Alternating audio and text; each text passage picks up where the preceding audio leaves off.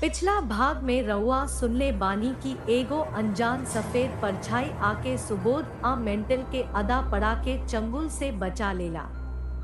सकुशल कोठी पहुँचे, आपन कपड़ा पहन के घोड़ा बेच के सुख जाले।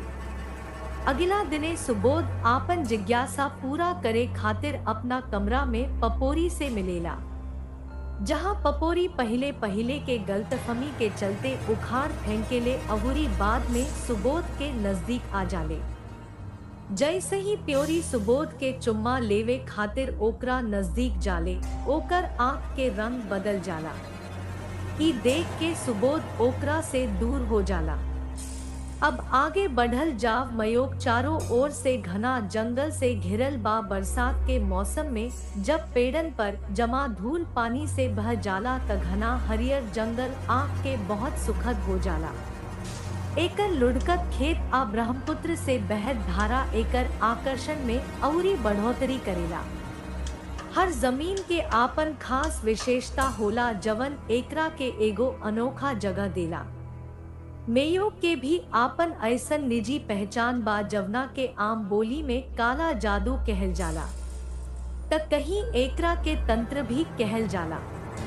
तंत्र के शाब्दिक उत्पत्ति निम्नलिखित मानल जाला। तनोती येती से का मतलब बा खिंचाव, विस्तार, फैलल एह तरह से एकरा से छुटकारा पावल संभव बा। तंत्र परंपरा हिंदू, बौद्ध आ जैन दर्शन में पावल जाले। यहाँ तंत्र साधना गुहा या गूढ़ प्रथा के संदर्भित करेला। तंत्र में कवनो चीज के नीच भा नीच ना मानल जात रहे। एगो नारी जेकरा के समाज में पुरुष के साथी मानल जाला। सच्चा अर्थ में कि आज भी सपना निहन बा, लेकिन तंत्र में ए नारी के शक्ति जवना के ब्रह्मांडीय ऊर्जा भा शक्ति कहल जाला। सबसे महत्वपूर्ण काम आ कर्म दोनों होला। ई ठीक से अनुमान लगावल बहुत जटिल बा कि केतना तंत्र बा, लेकिन जवना तरह से 84 महासिद्ध पर विचार कइल गइल बा, ओही तरह से एगो अच्छा के बाद इन्वेस्टिगेशन आखिर तंत्र के कुल संख्या 64 मानल गइल बा। ए संख्या के भारतीय तंत्र के नजरिया में मानल गइल बा। अन्य धर्म जैसे कि जैन, बौद्ध आदि अपना तंत्र ग्रंथन के हवाला देले। चूँकि ए सिस्टम के मूल घटक एक होले, ए से ई ठीक से ना कहल जा सकेला कि केकरा से पैदा भइल। हर एक आपन प्रमुखता बतावेला आ दोसर का आपन नकल। बाकिर ई त बस धूमधाम के बात बा, हकीकत एकरा से बहुत अलग बा। अधिकतर सिस्टम के मजबूत कहल जा सकेला। एकर एगो कारण बा कि सब देवता में देवी के प्रमुखता। फिर कृष्ण होखे भा शिव, माँ राधा आ माँ गौरी के बिना एकरा के कबो पूरा ना मानल जा सके। जैसे ही दिव्य रूप निर्गुण रूप में ब्रह्मा हा, ओही तरह संसार के कारण के उत्पत्ति जवन माई हई उहे उनकर परम शक्ति है। पूरा ब्रह्मांड एगो चुंबकीय भंवर हा जवन माई आ पिता के ऊर्जा से पैदा होला, जवना में कंपन होखत रहेला। ए कंपन सबके आधुनिक भौतिकी के भाषा में कंपन कहल जाला। बाकिर तंत्र में एह लोक के नाद कहल जाला आ पूरा दुनिया के बिंदु नाद के मूल मानल जाला। जैसे एगो छोटन कंपन पूरा के अपना में राखेला, ओही तरह बिंदु आ नाद मिलके पूरा ओंकार बनावेला। ई ओंकार हवे। एके गो भगवान बाड़े आ ओकर कवनो आवाज नइखे। बाकिर ई सब ध्वनियन के मूल उत्पत्ति ह जवन एकर पारलौकिक विशेष गुण ह रोशनी आ आवाज मिलके सिस्टम के बनावेला। एक तरह से वैज्ञानिक कहल जा सकेला। तांत्रिक लोग के ए ऊर्जा के बढ़िया समझ होला। ई ऊर्जा अतना शक्तिशाली होला अगर एकरा के वश में कइल जा त ओकरा से एगो नया दुनिया भी बनावल जा सकेला। तांत्रिक मंत्र अधिकतर बेमतलब भा एक अक्षरी होले, जैसे कि हरि, क्लीम, श्री, स्टीम, श्री, क्रू आदि। तांत्रिक पंच मकर, मध्य, मास, मछली, मुद्रा आ मिथुन आ चक्र पूजा के नाम बा। तांत्रिक लोग सब देवता के पूजा करेला, लेकिन उ लोग के पूजा के तरीका अलग अवुरी स्वतंत्र होखेला। चक्र पूजा अउरी कई गो पूजा में तांत्रिक लोग शराब, मांस मछली के भरमार से निपटेला एकर पूजा करेला, लेकिन इस सब बहुत गुप्त रूप से कईल जाला। एकरा पीछे उपलब्धि के लालसा प्रमुख बा, जवना के चलते मरण, मोहन, वशीकरण, उच्चतान जैसन रचना होला।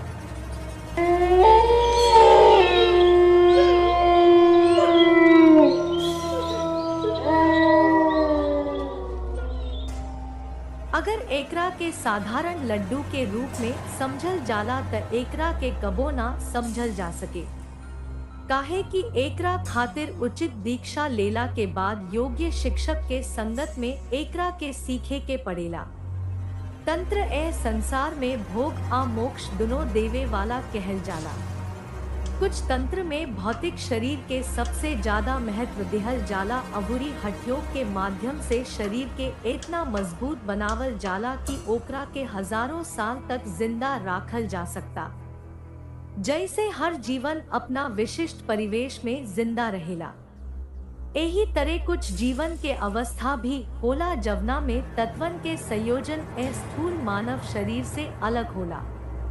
इन्हन के तांत्रिक भाषा में भूत, बेतल, कुष्मंड, ब्रह्मरक्षा, डाकिनी आदि के नाम से बोलावल जाला।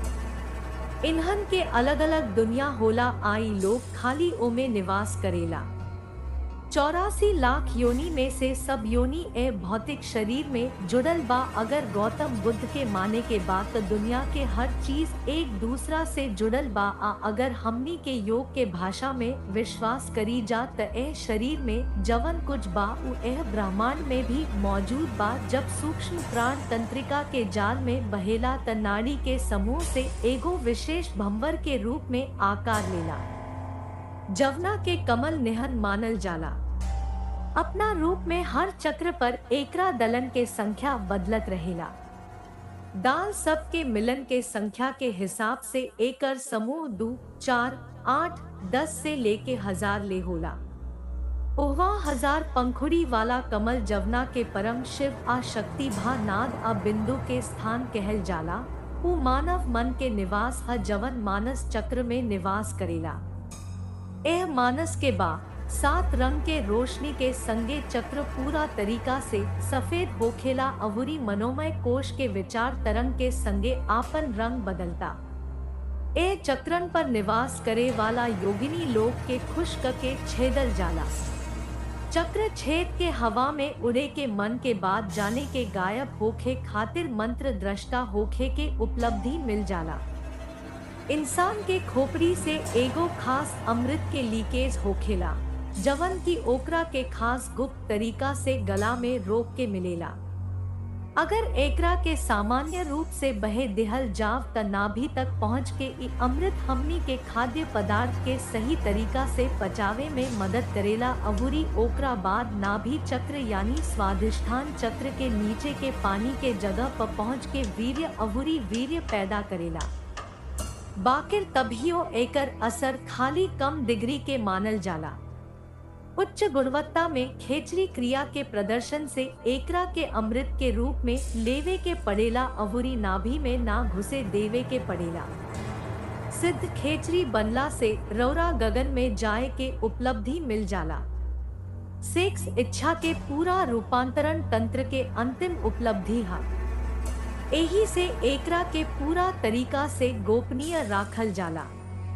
एकरा में खाली मर्द ना मेहरारू भी भाग लेवेली पूरा क्रिया के साबित करेली। बाया रास्ता के अभ्यास सेक्स के शराब पी के जल्दी सफलता देवेला। तांत्रिक लोग एगो गूढ़ ज्यामिति के जानत बा जेकर उत्पत्ति ब्रह्मांड के संरचना से संबंधित बा। एही से ओ लोग का लगे कुछ गुप्त यंत्र बा। तंत्र यंत्र मंत्र यह त्रिकोण के ज्ञाता के बेज कहल जाला, जवन अपना पूर्ण विकसित रूप में सिद्ध कहल जाला। यंत्र मंत्र कील ठोके के क्रिया करेला, जैसे कवनो मरल आत्मा के बान्हल जाला, कवनो गारी दिहल भा छुटकारा दिहल। शब्दागृह में साधना एगो विशिष्ट गूढ़ तरीका है जवन तांत्रिक द्वारा मृतक के छाती पर बैठ के कइल जाला। बाकिर जब तंत्र में पढ़ल लिखल जाला त फेर नारी शरीर के भूख बढ़ जाला आ वैज्ञानिक तरीका में बदल जाला। जवना के प्रयोग यौन संबंध में होखेला, चक्र के बिजली के पूरा सर्किट में चला के ब्रह्मांड चक्र में एकर मिलान कईल जाला। ए क्रिया के सिद्धि से वीर्य वापस मूल में वापस आ जाला आ एकरा अपघटन के कारण ही सच्चा ब्रह्मचार्य के शोभा बढ़ावेला। ए तरह से आदमी कवनो लंबा समय तक संभोग के सुख के आनंद ले सकता अवुरी ओकर बात के स्खलन ना होखेला। ऐसन आदमी के वीर्य ओजस में बदल जाला। ए ओज से बहुत दुर्लभ काम ओहो लोग सहज हो जाला। का एकरा के जाने वाला लोग आज भी जिंदा बा। भा इस सब खाली बकवास बा कि केहू बढ़िया खाना खैला के बाद दिल से लिखले बा। बाकिर तब काहे लिखल बा चीजन के वैज्ञानिक सच्चाई। जैसे कि आज इतना प्रगति कैला के बाद भी जवना ब्रह्मांड के उम्र के निर्धारण विज्ञान कर पावल बा ओकर अनुमान हजारन साल पहले हमनी के महान ऋषि लोग द्वारा लगावल गयल रहे। कुछ रहस्य बा जवन मनगढ़ंत नइखे। मयूंकी के एगो पुरान घना बस्ती में एगो आदमी अपना घर से कुछ सामान बोरा में लाद के गाड़ी में लादत रहे। एगो प्यारी छोट लड़की जवन 10 साल के हुई ओकरा लगे आके कहे लागल,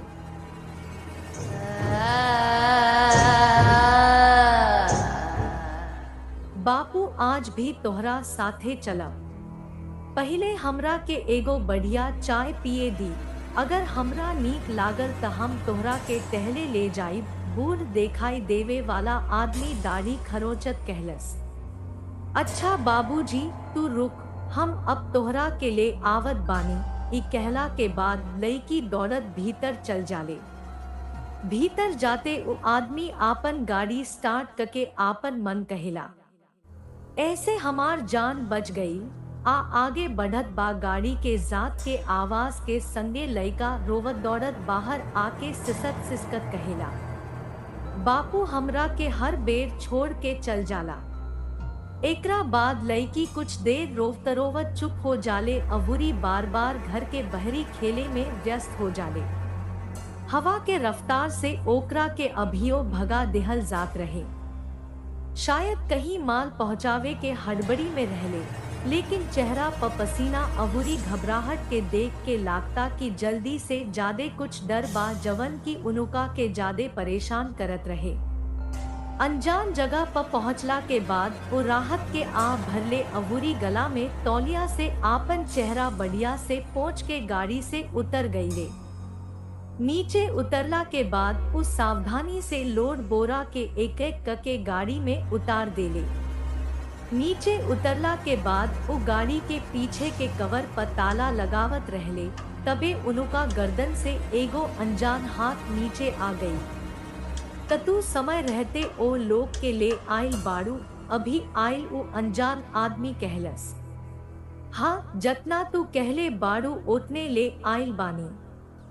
दोनों हाथ जोड़ के गाड़ी वाला बहुते विनम्र आवाज में उदास नजर से कहलस, तब जल्दी कर आ ओ लोग के धीरे धीरे हमरा पीछे ले जात रहा। आहा पीछे मुड़ के मत देख। वो अनजान आदमी कहलसी। वो आदमी ऐसन कैलस अवुरी रस्सी के मदद से बोरा खींचत अनजान आदमी के पीछे पीछे चलल शुरू कर देलस। बहुत देर तक खींचत खींचत वो एगो अनजान पहाड़ी के ठीक सोझा आ गई। पहाड़ी पेड़ के बीच इतना छिपल रहे कि उनुका के ना देखाई देलस। आसानी से वहां पहुंचला पर अनजान आदमी ओकरा से बोरा ओहिजा छोड़े के कहलस। ओ आदमी के आपन किराया दे के कहलस, रौरा सही समय पर सामान पहुंचा के हमार बहुत मदद कैले बाड़ू, त अब तू आपन किराया दे सकेनी, लेके यहाँ से वापस चल जा। ड्राइवर किराया लेके अपना गाड़ी के लगे पहुंच गई। गाड़ी स्टार्ट कैला के बाद वो रास्ता में वापस जाए लगले। वो कहले कि अभी सवेरे से दुगो चपाती खइले बानी, अवुरी बहुत थक गईल बानी, कुछ खाए दी। पाउच लगा के पिए लगले। आ कुल्ला के खाली पाउच डस्टबिन में फेंक देले। अब वापस काउंटर पर आके जब बिल चुकावे खातिर जेब में हाथ रखले तो ओकरा में 2000 रुपया निकल गई। उ ध्यान से देखलस लेकिन उ मात्र 2000 रुपया के रहे। ई कैसे हो सकता? हमार किराया मात्र 1000 रुपया रहे औरी जब घर से निकलनी त हमार जेब एकदम खाली हो गई रहे। उ मन में कहले। ओ समय उ काउंटर पर पैसा दे देले। अहुरी वापस गाड़ी के ओर हाथ पहुंचला के बाद उहे सोचे लगले बात फेरू से सोचते उहे निष्कर्ष पर पहुंचल कि शायद वो आदमी गलती से दुगुना किराया दे देले हुई। गाड़ी के ड्राइवर ईमानदार आदमी रहे। बेईमान पैसा लेवे के उनुका कबो पसंद ना रहे। वो आपन गाड़ी उठा के जाए लगले वापस उहे जगह पर टाउनशिप ऑफ मयो। एगो औरत आ ओकर परिवार के लोग कड़ुआ रोवत रहे।